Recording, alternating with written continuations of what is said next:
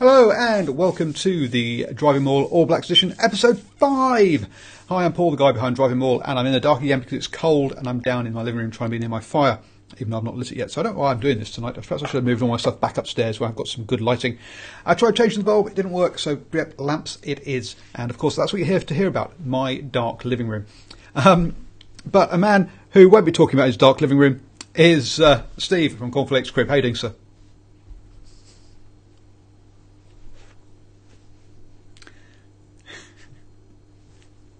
I have one LED light bulb in this room. It's up there, but it's and then I've got I'm using my phone. I'm using the torch on my phone to do my lighting. So yes, so all of those who want to, you can donate. The Patreon link is down below, and you can help me buy some lamps. Oh dearie me, fun and games. So. There we go then. Osrin is supposed to be joining us. Hopefully he can once he's figured out how to un-overload Skype. Technical issues. Sorry that we are running late. So let's crack straight into it then. So Steve, question for you. All Blacks. I've managed to find the All Blacks players' social media strength. Who do you reckon is who's not as big as DrivingMaul on Twitter? Who do you reckon the top rank person? Okay, let's go for who's the number one social media guy in the All Black squad. And they didn't.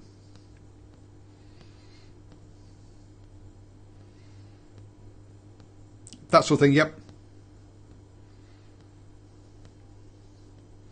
Sonnyville Williams does come in at number one, and yep. So he is well. It's quite obvious, really.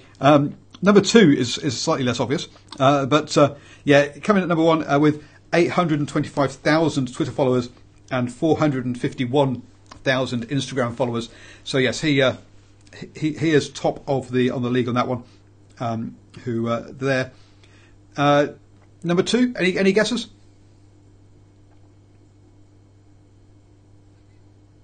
Oh, go on. Well, if you want to go for the least, who's got the least then?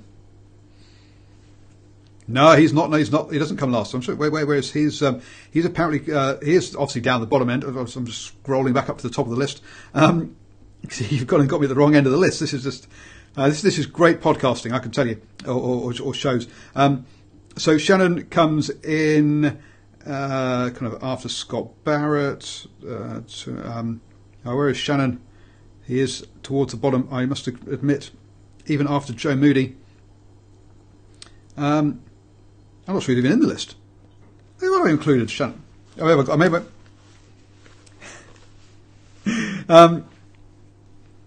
So the TJ Perinara. Shannon Fizell from number 30 for San Chevelle. Yep.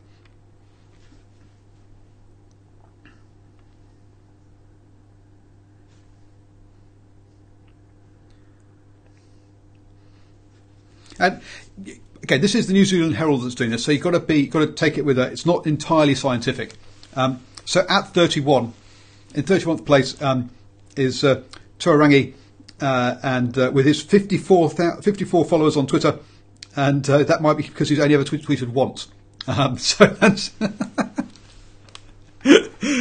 he does have 2,900 Instagram followers, but it's private. So I don't know how that's his sort of private fan club. So yeah, so and it's a bit of a dodgy list because in at number 10 is his toilet fame and Aaron Smith, who after that incident apparently deleted all his accounts. So even though he's got no followers on any accounts, even they've ranked him number 10 on social media. Like that's not how it kind of works. I mean, so anyway, so yes.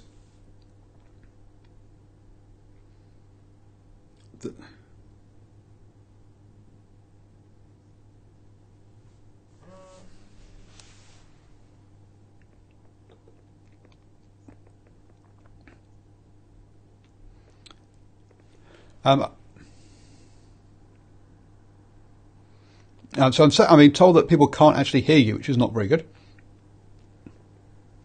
I can hear you. Yes, I'm trying to see where I can see all of that kind of information because I do normally have it, but I've closed a few windows down and it's not that one.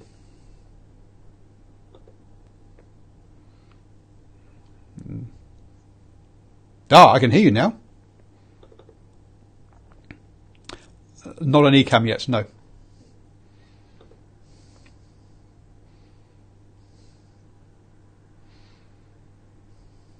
Absolutely.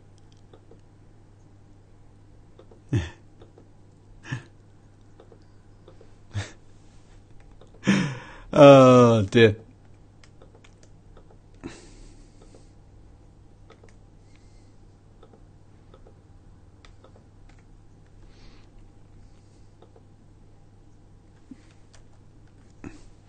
Well, we still can't see you, see you, so we can just hear you.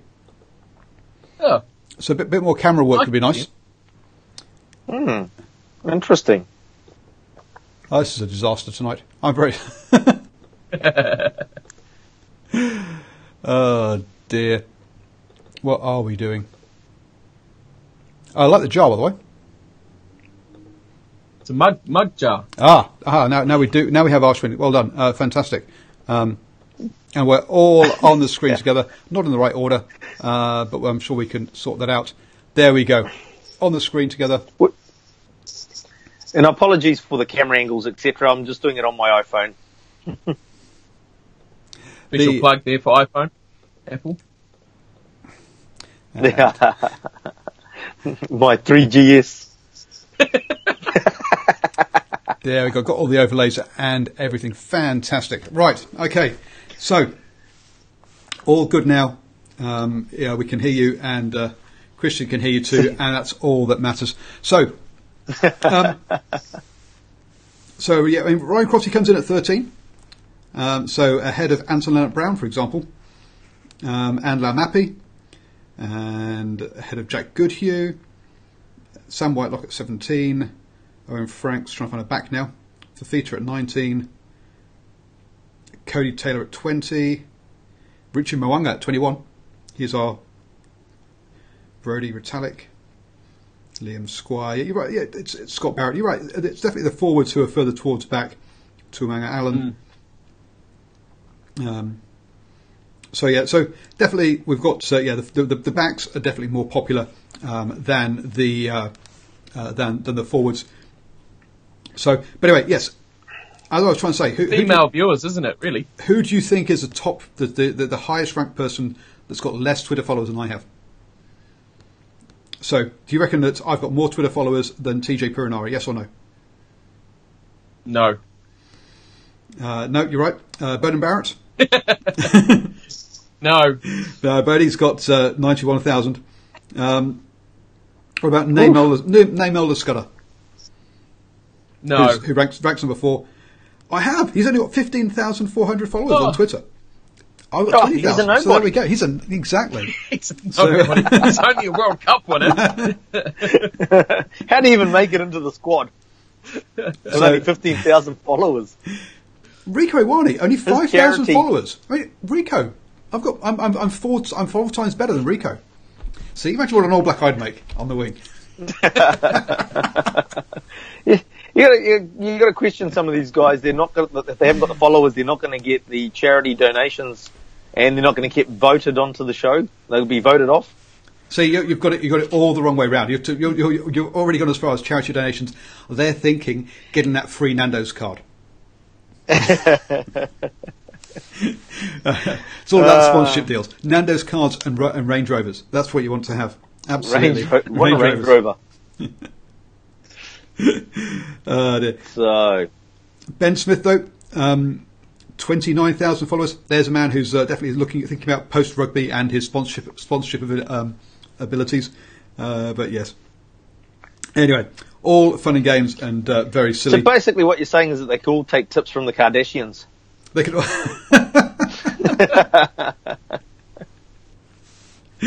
No, we will be talking about something else other than Twitter accounts numbers. That's just to break the ice for the first 20 minutes.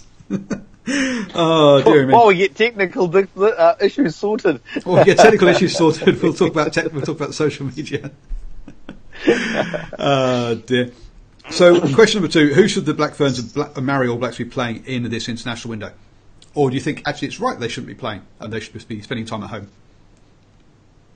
Oh no, they should be playing. Who? Fantastic opportunity. It's just like you've got your obviously your Super Rugby teams are all downtime because the All Blacks. Why wouldn't you have the Maori All Blacks playing somebody? Even if it was a cobbled together Pacific Island side or something like that. It's just ludicrous, crazy. Or the Western Force. Or the Western Force. No, they're playing Crusaders, so they can't play the Maori All Blacks. They're busy, having already played Fiji and Samoa, I think, or at least scratch sides.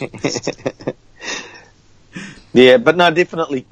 Yeah, definitely. The Maori All Blacks, we talked about it quite a few shows ago, didn't we, in terms of the fact that we would like to see more games for the Maori All Blacks and the Black Ferns as well. Yeah, do you think that the Maori All Blacks should be going on tour? Or do you think they should be hosting somebody? Maybe sort of hosting, say, a Georgia or or what do you think? Yeah, look, the classic is, your Maori All Blacks should have their test match. I've only got one hand free because the other one's holding the phone. The Maori All Blacks should be playing a test match in Rotorua. Yes, absolutely. Yeah, but they should, playing a test match in Rotorua is the obvious one. They get good turnouts, the Maori All Blacks in Rotorua as well. Just they need an opposition to play. So it's not that hard to find an opposition to play, is it? Because all the Super Rugby teams have got oppositions to play during the test window. Like the Highlanders are even playing down here of all places against the French Barbarian side. So it's not that hard, obviously. Ah, that's why you didn't get a Super Rugby game, because you got the French Barbarians instead in Invercargill. Yes, just what we want. Where? So are you going? Well, try to. Yeah, it's that on Friday night, and then the All Blacks France on the Saturday night in Dunedin. So maybe double header. Ooh, have you got tickets? Well, hang on, are tickets available? No, not in Dunedin. It's pretty much all sold out there. So it's yeah. Everyone got on the boat for us on that one, so it's a pretty tough one to get. So the French Barbarians are going to play one game against the Highlanders down in Invercargill. Indeed. And then crickets? Well, until the Mighty 10 Cup. No, I mean no, for the French Barbarians. We're just looking for an opposition for the Maori All Blacks. It's just like, hello? No, I think they're playing 2 games. So I think they might also be playing the Crusaders as well. Okay. French Barbarians, I'm very quickly tweeting. Yeah, so they're playing the Crusaders as well. So they're playing 2 games in the South Island because obviously the Christchurch still hasn't got a stadium that's fit for international games, and so so to replace the All Blacks test that they've not had for the past decade now, because they can't agree on what size stadium they should build, or if it's actually worth building a stadium in Christchurch. Then they've so that's why they've got the Barbarian game is to try and make up for that, because they're still messing around. Make them feel like they're wanted. Same with Southland. I suppose the Black Ferns is a little bit more difficult, but I still don't think it's that hard as my earpiece comes out. The Six Nations with the women's sort of competition up in the Northern Hemispheres, they've got the competition rolling, they've got the teams there, so obviously there's cost involved, but I'm sure that can be overcome. With the popularity increasing in the women's game, obviously there's got to be some sort of there's got to be sponsors that would be keen to jump on board to sponsor a series to help fund getting a European team down to play the Black Ferns. The obvious one obviously is France. But I'll be honest, I don't know if France are a fully professional side in the same way that sort of England, I think, are again now, and that sort of where Ireland is getting towards. But the you'd think that if France couldn't swing it, then you'd think England the England ladies team should be touring somewhere during this window, and South African ladies really didn't even go through World Cup, so they're not at that level. So with England men touring South Africa, where there isn't a decent female opposition, you think that England could come down to New Zealand or head over to Canada or somewhere and have a series of games as well. Absolutely. Obviously the USA women's team's quite a strong team, or was. I'm not sure their current sort of strength, but the one I was actually thinking of was Ireland. I don't know why, but the Irish women's team would have been a good team to have down there. Their strength is growing. They're getting quite strong, and as you said, they're possibly now fully professional as well.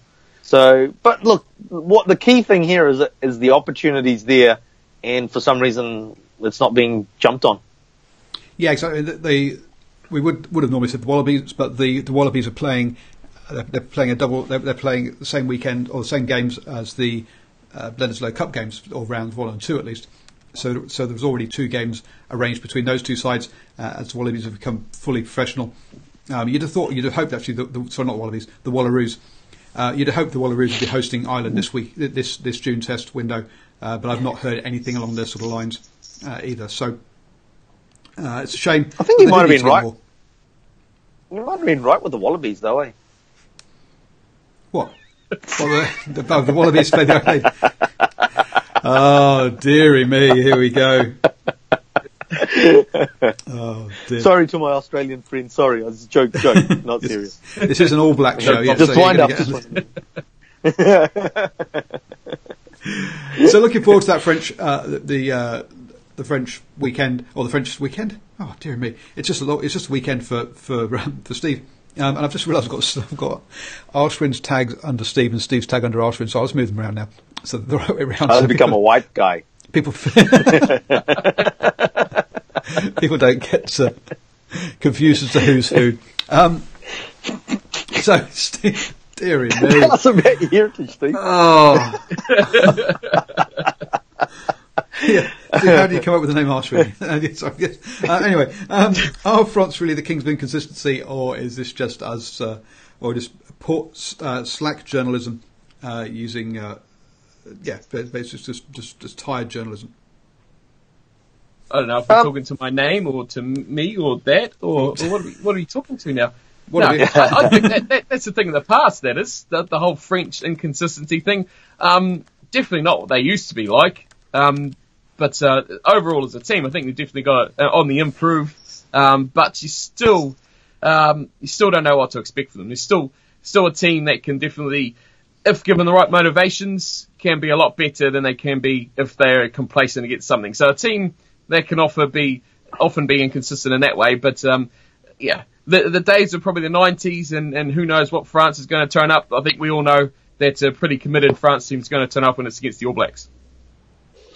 Oh no, I think we had this discussion a little bit with Ryan, didn't we? One of our previous shows, and I'm going to disagree with you guys there, because I think they are still the inconsistent team that we're used to. Disagree with you guys? I've not said anything yet. No, go on. Disagree with me straight. Disagree with me before I've said anything, please. Go ahead. I'll disagree with you before you said anything, because I'll go out and sort of just every X amount of years they go and surprise and roll the All Blacks over, sort of thing. So you can go back to, I think it's sort of like 78, I think it was the one that I can remember, where it's sort of the first one, Bastille Day game at Eden Park, and Jean-Pierre Rives running around with his blonde locks flowing. And how old is Arshwin? Doesn't look a day under 100.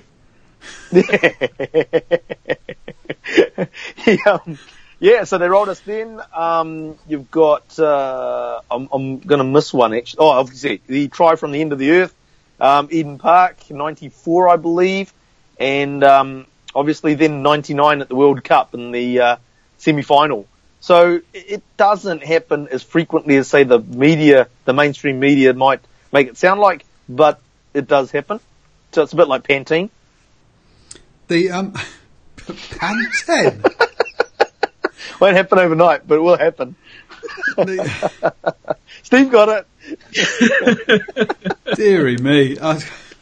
So, just looking at France's world rankings, from like 2009 through to about 2014, they were ranked between 4th and 6th in the world, or 4th and 7th in the world.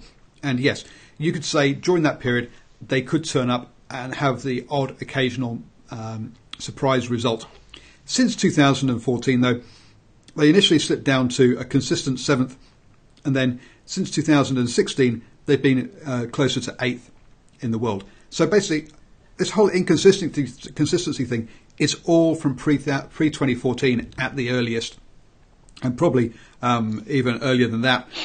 And that basically, over this last 4 years or so, they have just become poor rather than inconsistent.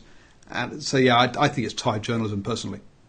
And actually, as you said, you're going to disagree with what I've said. So, obviously, you're a soothsayer.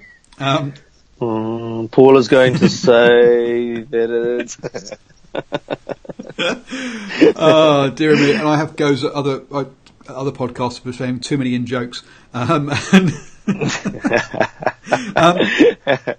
So yeah, to me, as I say, I just think they've become a poor side. They look like they had picked up last Six Nations, but then they've just seemed to reverted to type.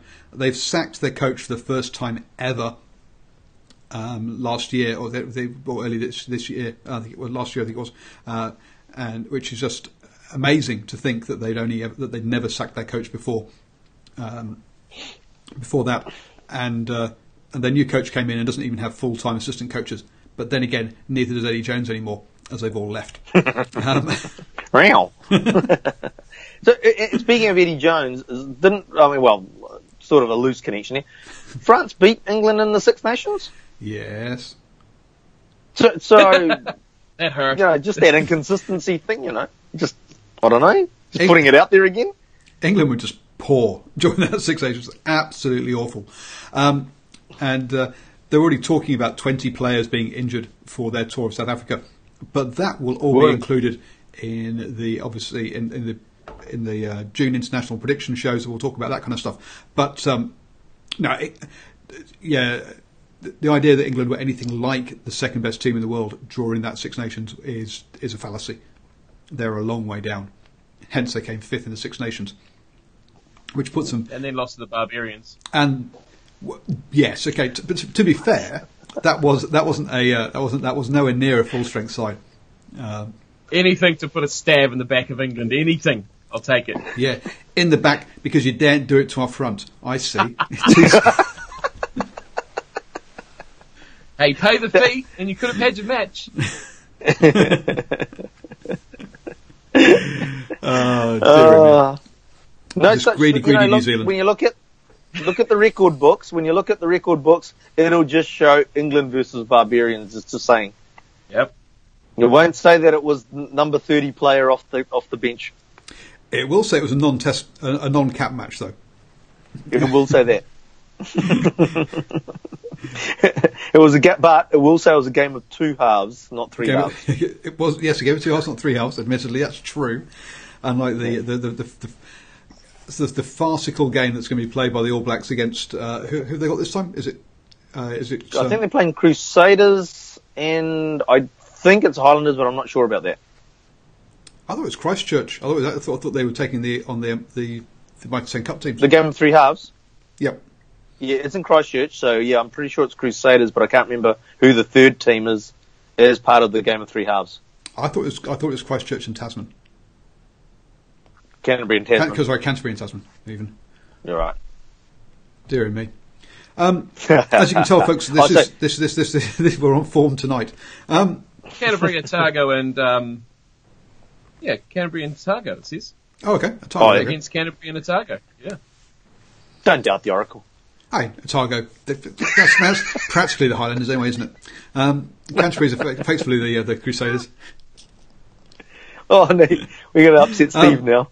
We're going around upsetting everybody. We know that the heart and soul of the Highlanders is from Southland. Now, come on. Well, absolutely. Absolutely. Oh, jeez. Didn't expect that reaction. Okay. it's all about Ben Smith, isn't it? He is the spiritual leader of that team. Yeah, he's off from Southend, isn't he? Okay, so which player are you talking about then? Oh, he's from Oamaru. North Otago for you foreigners. I mean, North Otago. I think technically Elliot Dixon is about the only one, I think, in their whole Highlanders team. Sopoaga. He's not a Southlander, come on.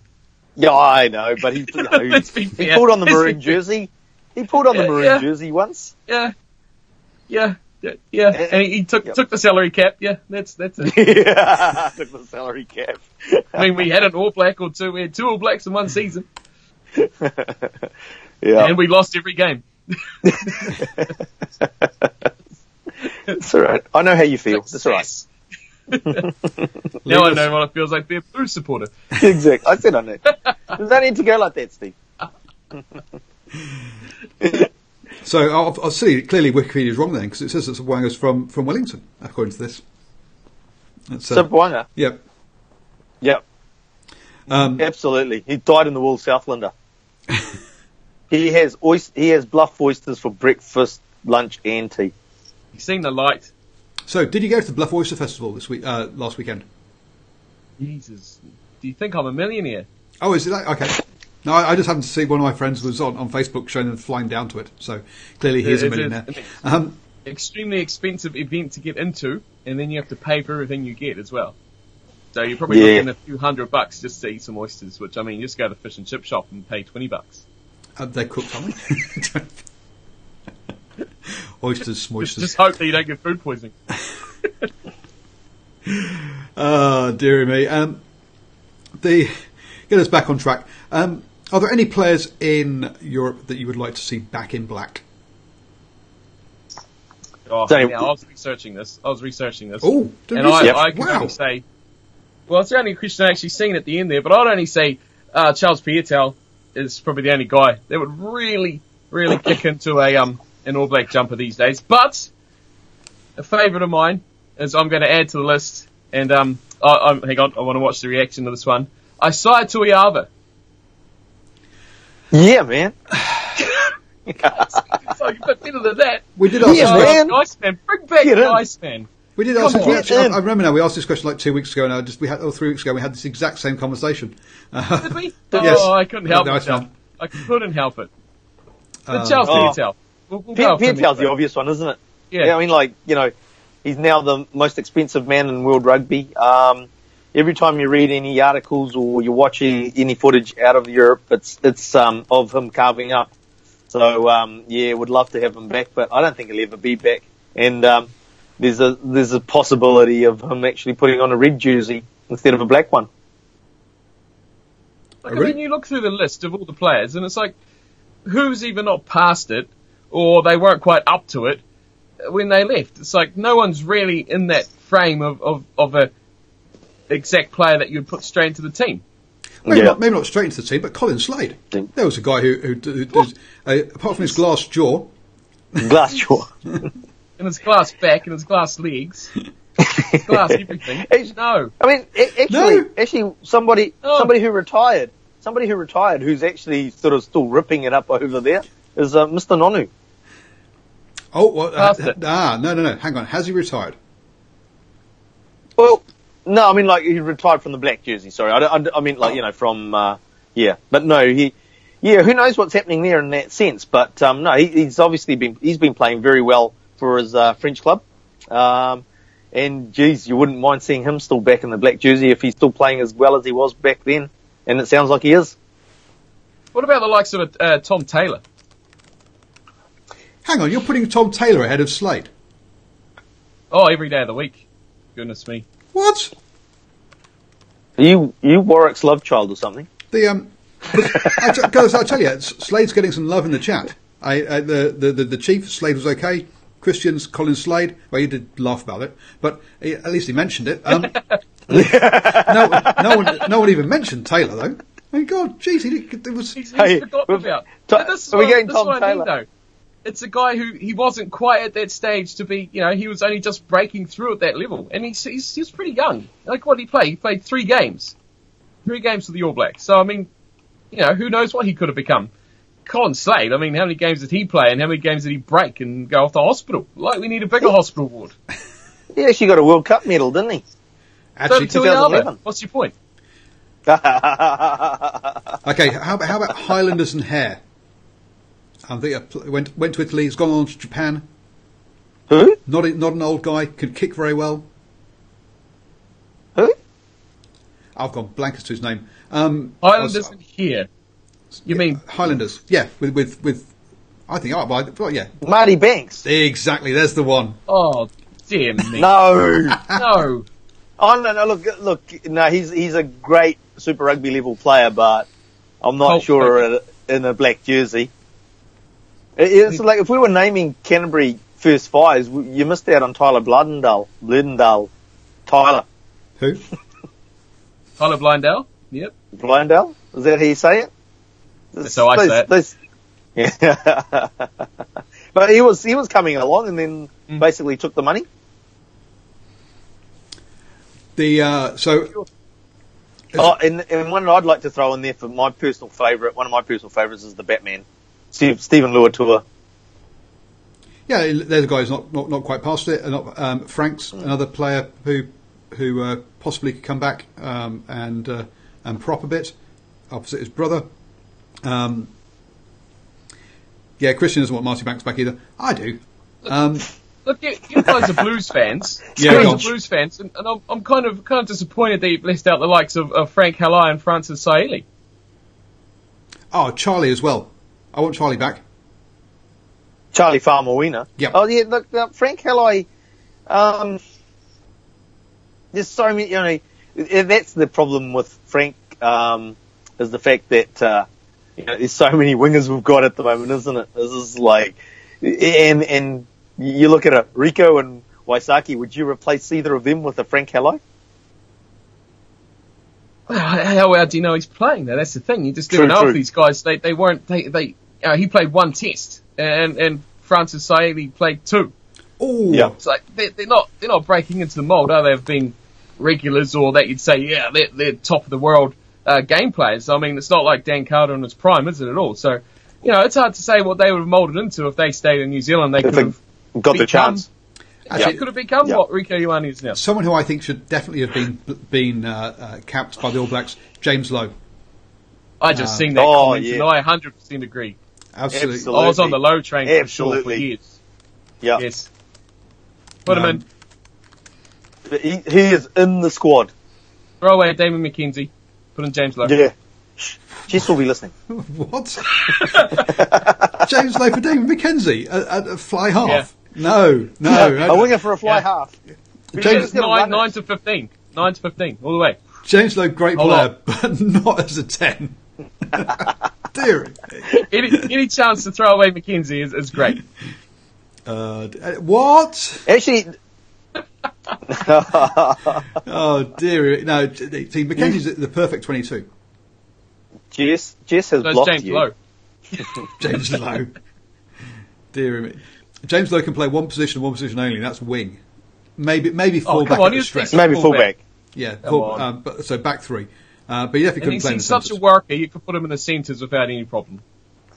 He's such an exciting player to watch, though, isn't he? It's just like one of those players that you can't wait to see him with the ball in hand. Make something out of nothing. And I think what we're also seeing with Damon McKenzie this season for the Chiefs is the two of them playing together was fantastic. They had a great combination. They had great intuition about where the other player would be. They both quick, elusive players that love to play. I don't want to say play with each other, but anyway, that's not what I meant to say. But when you see Damon McKenzie now trying to break from the back, sometimes it's like, oh, where's James? Oh, I'm missing him. Running off the shoulder. Exactly. There's the guy running off his shoulder that you would then run back off his shoulder. It's like playing the 1-2 down the sideline. Yeah. And it's not there. I'm not sure that Keir Barlow. Admittedly, we are struggling for who is that third scrum half. Really, is a very inexperienced one. But yeah, I don't think Keir Barlow was. Yeah, look, in terms of that Keir Barlow position, I think even when he was here, you had Smith and Perinara, and then you had Daylight Kurbalo, and basically the guys that are replacing, or we have the option of replacing Kurbalo with, are about the same quality of a Kurbalo, as I lose my earpiece again. Yeah. Oh, dear me. So, yeah, Christian's got... I feel like a reporter in the... Also asked, who in the All Black squad for the France series will not be there come Rugby Championship? And I guess potentially any of them due to injury, but for any other reason, who do you think is not going to make it for the Rugby Championship squads? Shannon Frizzell. He's on my chopping block. He's really on my chopping block. He is a guy that contradicts Ben Lamb. See, I was all for Ben Lamb not getting in the All Blacks. No, hear me out. I was all for Ben Lamb not being in the All Blacks because you got to play. Everyone has a good season. Yeah, burst on the scene. Yes, you have a great season, but it's backing up, being consistent, playing at that top level. He hasn't done that.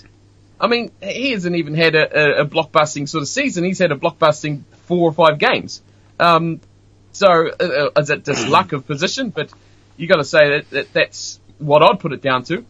Finding depth in a position that obviously the All Blacks think that they need, whereas obviously, like we've talked about before, the outside backs is not an area that they think they need.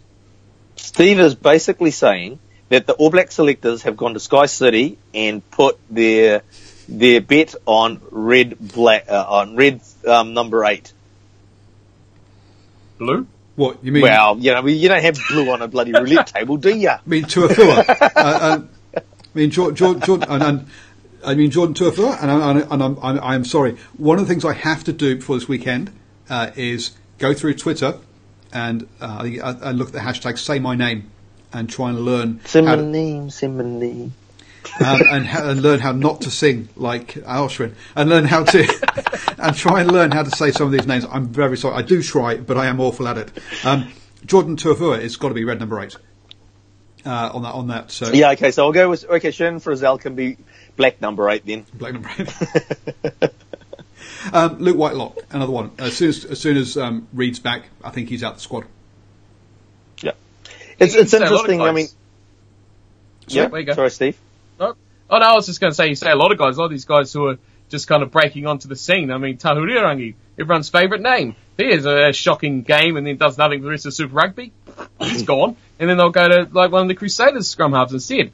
Any of those guys through there. If Leonard Brown has possibly a bad season, he could be gone because there's a lot of, the stacking up waiting. Yeah, Leonard Brown's a good one because we've all been saying that, we feel, at previous sort of shows that we've done, how we felt that Leonard Brown's probably a little bit lucky to be there, but also the fact that even if he is the incumbent, for want of a term, but other guys have overtaken him, so he's going to have to step up. So he's actually an interesting name to bring up, in the fact that he's been in the All Black jersey, he's had a number of games in the All Black jersey, but out of the guys that have had a number of games in the All Black jersey, he's probably one of the players that is most under threat for Rugby Championship. Yeah, and I think one of the things we've learned about these All Blacks, the All Black selectors, is they are loyal to their players. They don't just don't just drop people because of 1 or 2 bad games. There are occasional ones. If you come in and the attitude isn't quite right, then they'll drop you. So I mean, someone like I've gone blank. The player at the Crusaders on the wing now who used to play centre. Oh dear, awful. Tamani Balu.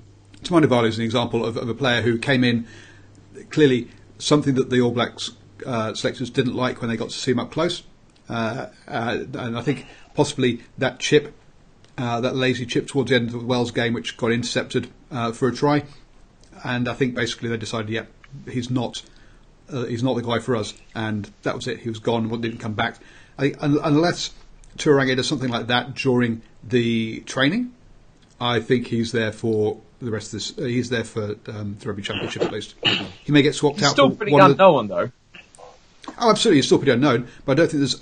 Whereas with someone like with someone like Luke Whitelock, there isn't a Reed type player to replace Turangi with. Whereas Luke Whitelock clearly is there because of injuries, I would say, rather than because he's first choice All Black. you can also compare him to the fact that there's a number of players who have been put into this trusted third All Blacks scrum half role. Brad Weber comes to mind straight away. He's a guy that's been put into that sort of position that Tahurirangi's in now.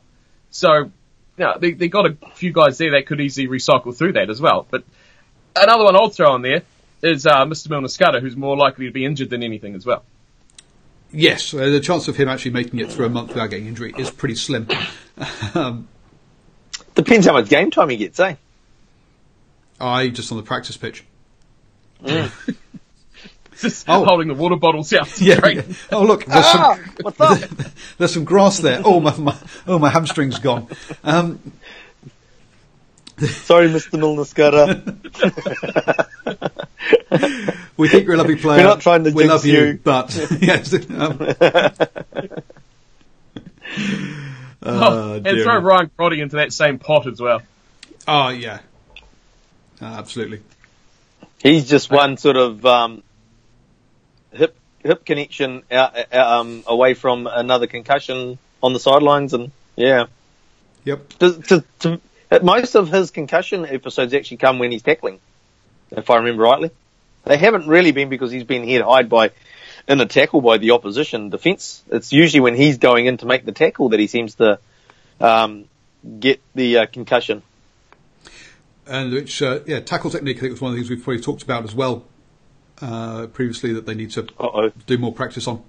Am I still there? You're still here, yes. Okay, cool. And also against the props, Tim Perry and Tuanga Allen both obviously have got need to prove their worth whilst players come back from injury as well to stay there, I think. We just looking at the chat. Hopefully Naistel stays fit, can stay fit. Yeah, we want him to stay fit. Don't get us wrong. We don't want him getting injured. We're just recent experience tells us there's a good chance. History tells us a good chance. Do you think they would drop Nathan Harris if Dane Coles comes back, or do you think they would, or do you think they'd go with three hookers at that point? No, by the time the rugby championship comes around, they'll go for three. Like, that's the thing about the squad, is it's easy to go.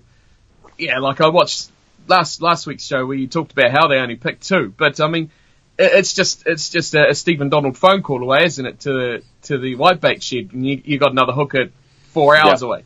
So it's not bad. Yes, they'll both play every game, and if one gets injured, you got a week to get the next one there and to sort them out. And I mean, those guys have been in the environment. I mean, like Liam Coltman, who's the next cab off the rank guy they've got in that group now. Like he's been there. He's not played much, but he's been there, and they know what he's about. So it's knowing what you got, and I guess the same goes for a lot of those guys that we talked about who are on the fringe. I mean, having like the Luke Whitelocks, like talked about the Frizzell's, players like that. It's having them in that environment and knowing that you can just pop them in, and later on, when you got your key guys back, say Kieran Reid's back, and then ultimately he gets injured again, then you can just get on the phone to Lukey and say, "Look, buddy, it's time to go." Lukey. Back. Lukey. Lukey. Well, what else are they going to call him? Whitey, like all his brothers? Lockie? Jeez, I don't know. See, Steve, obviously with Lukey being down in the Highlanders, Steve has him around for Sunday dinner every weekend, you see? Yeah. It's his recovery food. We call the sheep. Yeah. And Sam's already got the name Whitey, so you can't have two Whiteys in the squad.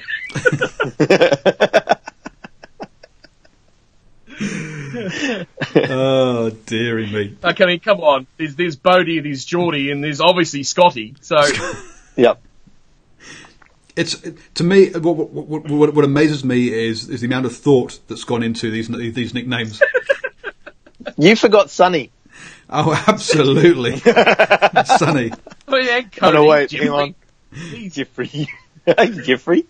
This is what. Yeah, Sonny. His mum gave him the nickname in the first place. Oh, dearie me. Jinkies. Right. Back to seriousness. Really? Because I was going to say, yeah, we've done an hour. So, any other topics you want to You want to fumble through? No, I think topic. Yeah, nickname topic. Hey, Paulie. Dear. So, Ashwin, a lot of people are calling you Ash on the old chat and on the old Twitter. Is that all good? Are you an Ash, or are you definitely an Ash win, or are you a win? No, or an Ash? Ashy. No, Ash is many people call me Ash. Many people call me other things as well, but we can't say that on here. No. Oh, dearie me. So, I've just lost it tonight. Look, I have to say, what are we looking forward to? We're looking forward to the test series starting and kicking off. So we've got stuff to talk about, eh? Yes. Instead of supposition and theoretical sort of evaluations, we want to actually get into some nitty-gritty of some games and some evaluations of how new players have gone in the new squad environments and whether they actually delivered on what was expected. Now, we do have a bit of a problem essentially next week, is that we'll have a show on a Wednesday, and I don't think they'll have named the actual teams yet, so we'll be guessing as to starting 15. And we'll be trying to not laugh at Steve's eyebrows going up and down. Expecting what the bizarre thing was going to be. It was strange. Actually, no, I think it's a good thing. We can pick our team, and obviously then following that, we'll find out how close we got. We will do. And then on Thursday night, I will be doing my predictions for all the June international games as well. And tomorrow night, I will have Pila from South Africa on to talk about the Super Rugby predictions, which is kind of amusing as there's no South African teams playing in that. But we will also predict the South Africa-Wales game in Washington, DC. That's going to happen this weekend. I will be live. Have they sold a ticket? Have they sold a ticket? No, it's going to be in front of empty ground. They have not sold many tickets. Groundkeeper, got one. Groundskeeper Willie. Willie! And his dog. All groundskeepers have got dogs. So we'll... Yes, I'll be live straight after that game. I'm trying to get a South African and a Welshman on that to do that show this weekend. And, so do... Oh, that's a good bit of info there. Look out for that. Yeah, that should be exactly... Oh, dear. So, Steve, have you done your Super Rugby preview for this weekend yet? That will be hopefully tomorrow night. Should be all done and dusted and going up tomorrow night. Hopefully. So, and I'm kind of like you as well. I'm going to be having a South African on. Well, my South African expert anyway. Brett should be on for that one this week. So, yeah, apt. But I'm copying your idea, except I thought of it a few hours earlier, about previewing the South African game too. So, double-edged sword. So you get two different types of previews. You either go to Steve's one that will probably come in at something about an hour and a half, or mine will be close to half an hour. Yours will not feature the yellow cap. So. Oh, wow! It doesn't fit on headphones. There, though. I was going to say that you look very silly with it on. Did you score the most runs in the IPL or something? What's that? I can't. Did you score the most runs? Yeah. No, I see. I'm the Super Brew champion. See, I always get the best round of the week, so it's just mine to keep forever. Everyone in the chat knows that. Hey, that could go on top, actually. That works, yes. That's better. Everyone knows that. Really? Should we just check the table? I don't think we've got time for that, Paul. It's just about time to go, I think. It's just about time to go. Oh, dearie me. So, just for those of you that don't watch Steve's channel, I'm top of his ladder for his Super Rugby League. So that's there we go. Anyway, so go on, Steve. Tell me how they can get hold of you between fast school shows and to talk rugby and all that kind of stuff. Lovely stuff. What's that? I didn't hear the start of that part. What was that? I think we're wrapping up. Oh, okay. Where are we getting a hold of you? Yeah, and unless you've got sorry, I was taking the hat off and my headphones fell off, and then I heard silence. Well, like Paul said at the start, Cornflakes Script is where you can find me on Twitter, on YouTube. Come find some amazing, accurate predictions that don't always go to plan, and plenty of gaming stuff on there as well, which is some people like, unlike Paul. And I just don't have time in my life for gaming as well as all this rugby stuff. And Ashwin, I love the get up, by the way. Good to see the. Oh, cheers, bro.